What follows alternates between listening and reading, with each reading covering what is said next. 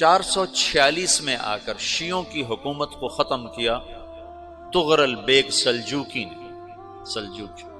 Seljuk مسلمان ہوئے تھے محمود غزنوی کے دور میں، سلجوک ان کے بڑے کا نام تھا۔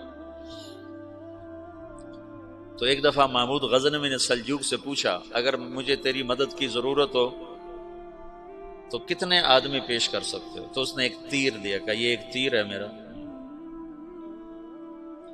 کسی کو یہ تیر بھیج کر میرے علاقے میں بھیج دو تو چند گھنٹوں میں 1,00,000 تلواریں تیرا پہرا دینے کے لیے تیار ہوں، میرے پاس اتنی طاقت ہے۔ تو یہ سلجوک کی نسل میں تھا تغرل بیگ۔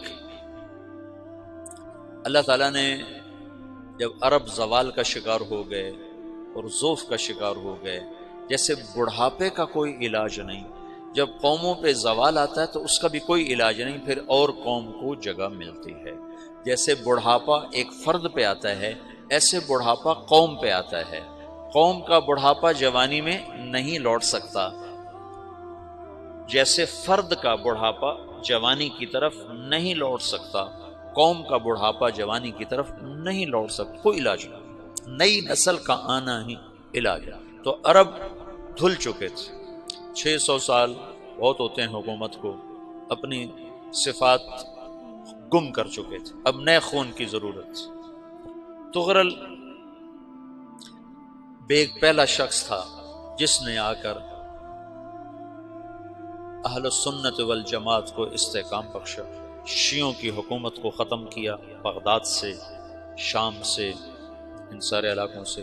صلاح الدین ایوبی نے اسماعیلی شیعہ کی حکومت کو ختم کیا، مصر۔ العاضد ان کا آخری خلیفہ تھا صلاح الدین ایوبی، نور الدین زنگی رحمۃ اللہ علیہ کا پروردہ تھا، اس کا دوست تھا، اس کے دوست بھی تھا، بچہ بھی تھا اس کے سامنے، زیادہ لکھنے پڑھنے کا شوق تھا۔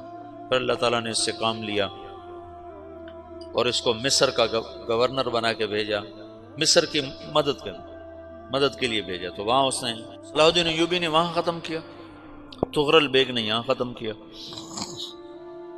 تو پھر سلجوک جو تھے نا یہ اقتدار میں آئے، ادھر ختم ہو گئی سلطنت بنو عباس کی، مصر ایک چھوٹی سی ترکوں کی سلطنت، تو اللہ تعالیٰ پھر مرکزیت کے لیے ایک نظام چلایا۔ دو لشکر آپس میں لڑ رہے ہیں ایک میدان میں، ایک جنگلی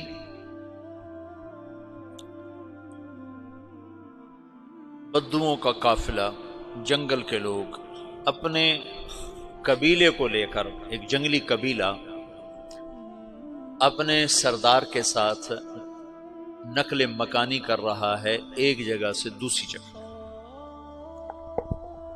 اللہ کا نظام کہ یہ لوگ چلتے چلتے چلتے اس وادی میں پہنچ گئے جہاں جنگ ہو رہی ہے، دو لشکر آپس میں لڑ رہے ہیں۔ جب یہ وہاں پہنچتے ہیں تو ایک لشکر کے قدم اکھڑ رہے ہیں اور دوسرا غالب آ رہا ہے۔ ان کو نہیں پتا شکست کھانے والے کون ہیں اور فتح پانے والے کون ہیں، ان کو نہیں پتا۔ اس جنگلی قبیلے کے سردار کا نام بھی تغرل ہے، تغرل۔ تو یہ سردار کہتا ہے جو شکست کھا رہے ہیں ان کی مدد کرو، کچھ پتہ نہیں کون ہے، کہتا جو شکست کھا رہے ہیں ان کی مدد کرو۔ تو 400 وحشی جنگلیوں نے فاتح لشکر کے پیچھے حملہ کر دیا۔ وہ تو ایک کافی ہوتا تو 400 دوڑ جب تلواریں پڑیں تو چند لمحوں میں نقشہ بدل گیا، بھاگنے والے جم گئے اور جمنے والے بھاگ پڑے۔ جب جنگ ختم ہوئی تو شکست خوردہ لشکر کے بادشاہ نے ان کو بلایا، اسے پوچھتا ہے مجھے جانتے ہو میں کون ہوں؟ کہا نہیں۔ کہا تو تم نے میری مدد کیوں کی؟ کہا انسانی ہمدردی کی وجہ سے، تمہیں شکست ہو رہی تھی اس لیے تمہاری مدد کی۔ پھر اس نے اپنا تعارف کرایا، میں ہوں سلیمان سلجوکی، ترکی کا بادشاہ۔ مسلمانوں کا لشکر تھا اور تاتاریوں سے شکست کھا رہا تھا، تاتاری فتح پا رہے تھے، مسلمان شکست کھا رہے تھے۔ تو وہ اللہ کی غیبی مدد بن کر آئے، تو وہ اس سے کہتا ہے میرے ساتھ رہنا پسند کرو گے؟ تم نے میرے اوپر احسان کیا ہے، میں اس کا بدلہ دینا چاہتا ہوں، میرے ساتھ رہنا پسند کرو گے؟ کہنے کا کر لوں گا۔ تو اس نے اس کو لے کر ترکی آیا، اور استنبول اس وقت روم کی حکومت میں تھا، اس سے فتح کیا اس تغرل کے آگے چوتھے پانچویں پڑپوتے محمد فاتح نے۔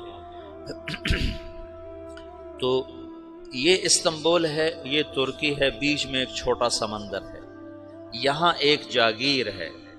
تو سلطان سلیمان کہتا ہے یہ جاگیر تجھے وقف ہے، ادھر سے رومی مجھے تنگ کرتے ہیں حملے کر کر کے، تو میرا دفاع کرتے رہنا، یہ جاگیر تیری۔ اس جاگیر پہ اس نے اپنے قافلے کو آباد کر دیا، اپنے قبیلے کو، اور ایک چھوٹی سی حکومت بنا لی، جو ایک صوبہ سمجھو سلمان سلجوقی کا، وہ ایک چھوٹا سا صوبہ ہے۔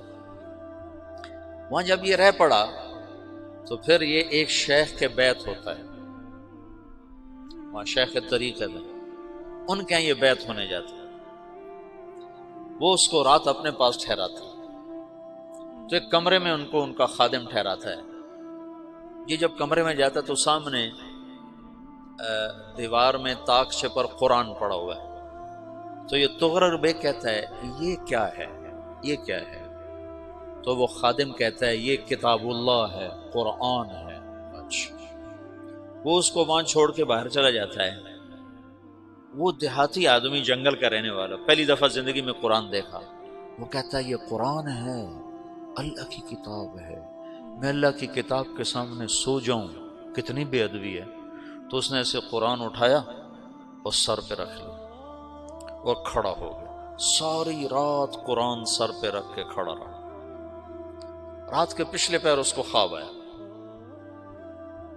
کھڑے کھڑے اس نے دیکھا کہ اس کی پشت سے ایک چاند نکلا اور شیخ کی بیٹی کے سینے میں جا کے اتر گیا، پھر اس لڑکی کے سینے سے ایک درخت نکلا جو پھیلتے پھیلتے پھیلتے 3 بر اعظم پہ چھا گیا، افریقہ پر، یورپ پر، ایشیا پر۔ پھر اس کی آنکھ کھل گئی، وہ کھڑا ہوا ہے، تو اس نے صبح یہ خواب اپنے شیخ کو سنایا، تو انہوں نے اپنی بیٹی اس کے نکاح میں دی تھی۔